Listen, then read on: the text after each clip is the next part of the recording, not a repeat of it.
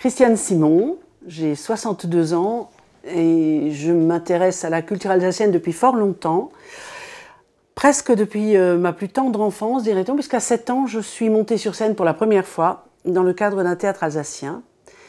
Je suis également linguiste, c'est-à-dire que toutes les langues m'intéressent et de fait tous les dialectes. Donc tout ce qui touche au dialecte alsacien m'a toujours passionnée. Dans les différentes choses que j'ai pu accomplir, j'ai été professeur d'anglais, j'ai été ensuite chef d'établissement et puis parallèlement j'ai continué à faire du théâtre, toujours dans une troupe de théâtre alsacien.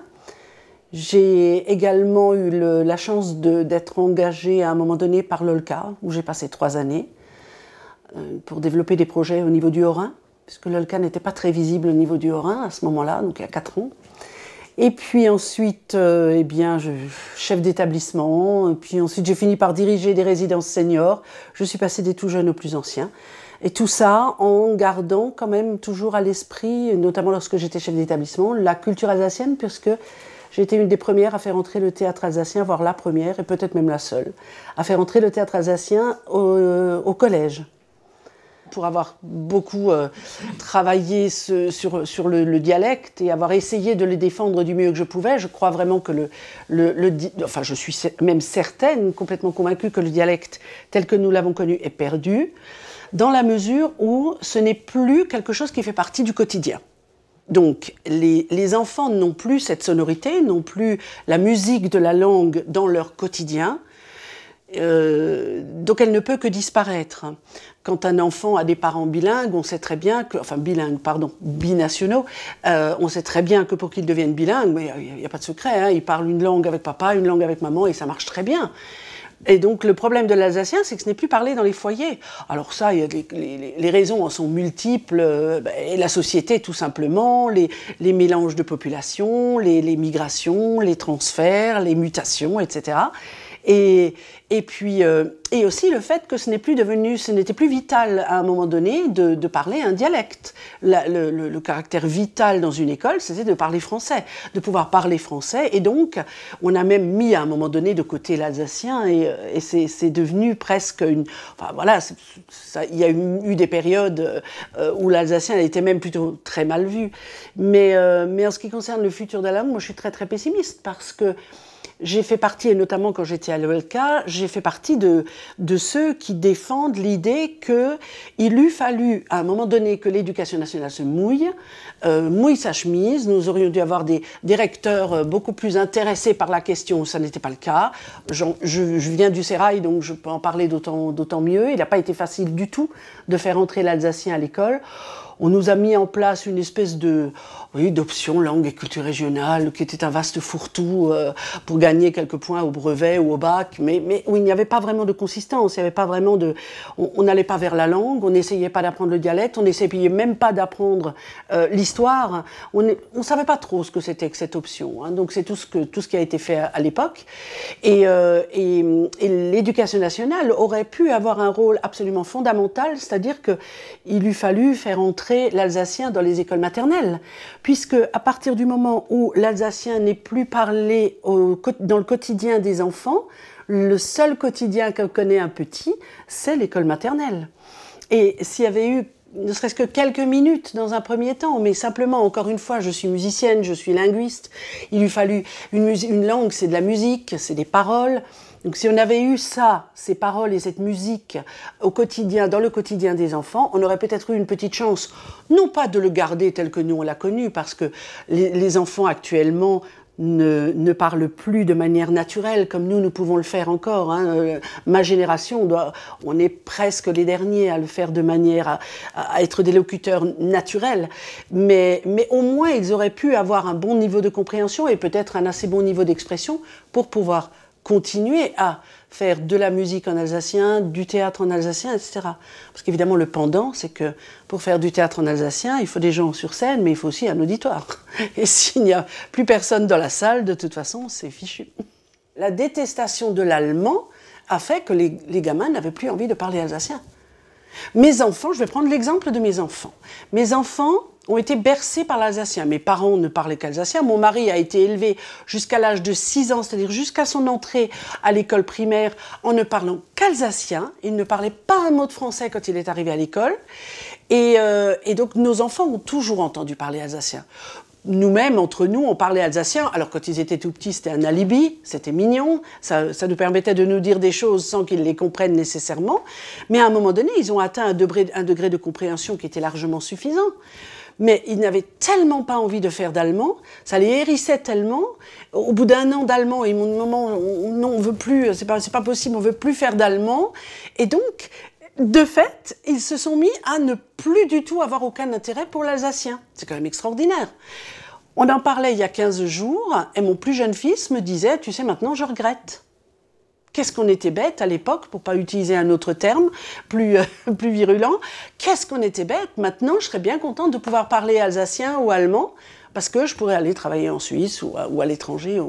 Donc, c'est un vrai problème. C'est un vrai problème ici, dans cette académie, qui devrait être quand même vraiment l'académie porteuse du projet langue allemande. Eh bien, on n'a fait que l'avoir décliné au fil des années. Moi, je fermais des classes d'allemand chaque année dans mon établissement. Chaque année, j'avais des groupes d'allemand en moins. C'est quand même incroyable. Nous sommes en Alsace.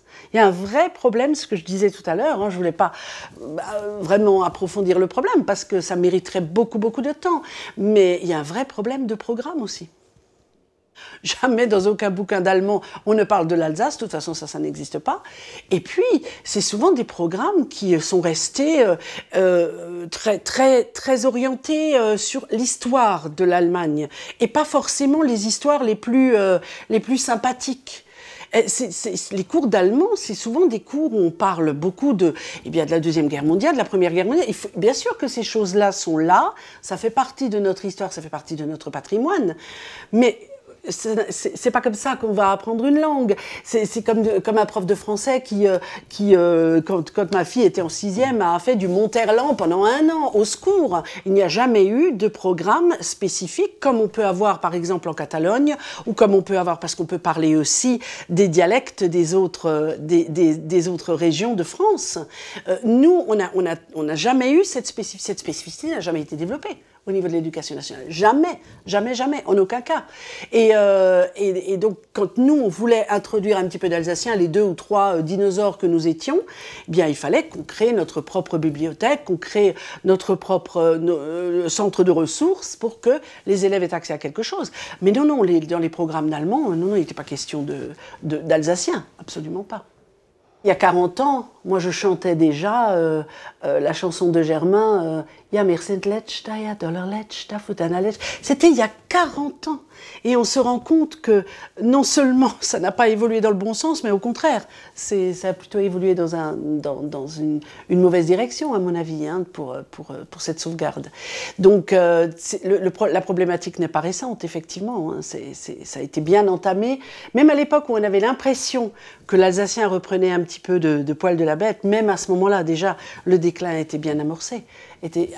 Et justement parce que, encore une fois, l'alsacien n'était plus présent dans les foyers.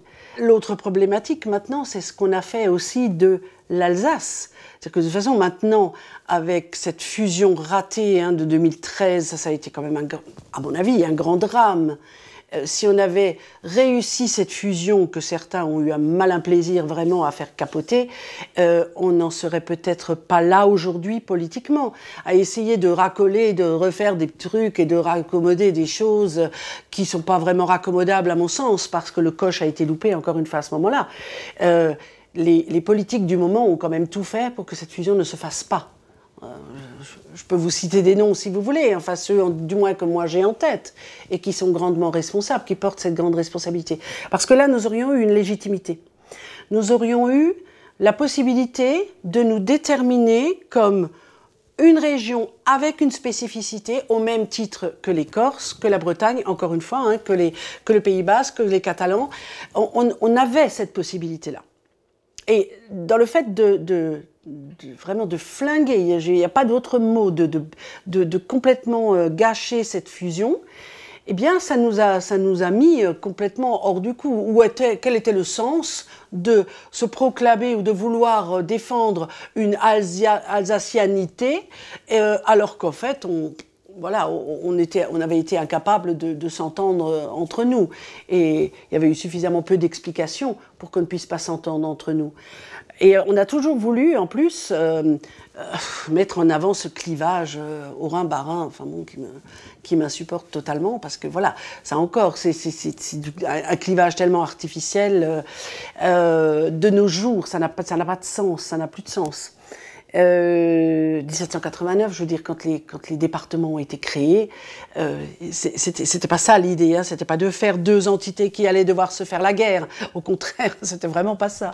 Mais bon, que faire maintenant de ces velléités de vouloir refaire une espèce de sous-groupe dans une grande région qui, pour moi, alors là, très franchement, n'a aucun sens. Et devenir un sous-groupe, parce que c'est un peu ça, on essaye de faire quelque chose comme ça, un raccommodage, mais dans le cadre d'une grande entité. Moi, ça ne me convient pas du tout.